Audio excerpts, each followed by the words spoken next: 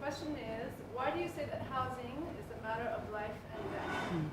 I think it's kind of obvious how closely related housing is to life and death.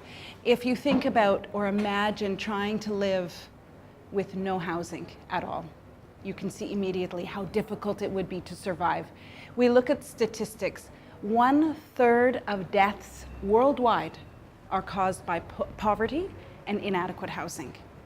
If you look at homeless people, people living on the streets in particular, 10 times more likely to die than if they were housed. And then if you look at specific situations, imagine being in a conflict zone where houses are actually being targeted, or imagine being a migrant, leaving your home and being homeless in a new country. Imagine after a natural disaster, your home has been demolished. The connection with life is so very clear. But also, when I speak to people and I talk about housing, they always say to me that this is about human dignity and their life. So why do you think that the right to housing is not as widely recognized as some other rights, such as the right to education, to health? It's a good question why the right to housing isn't embraced by more governments around the world and at different levels.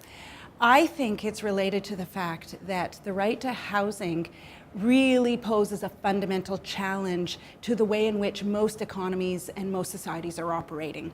By that I mean, if you look at the GDP of most countries, you'll see that a large portion, a pillar, is based on real estate, property, investment, housing as a commodity, the construction industry.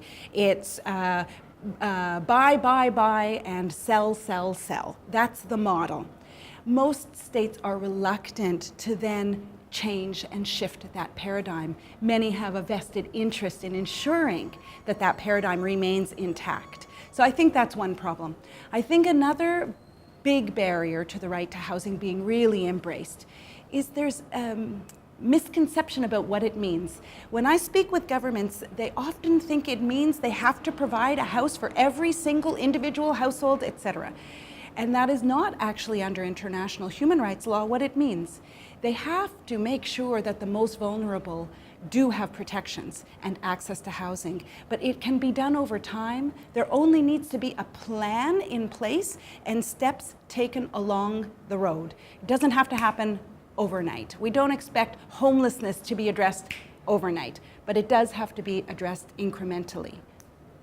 Do you think that growing urbanization is part of the problem related to access to adequate housing, or part of the solution potentially?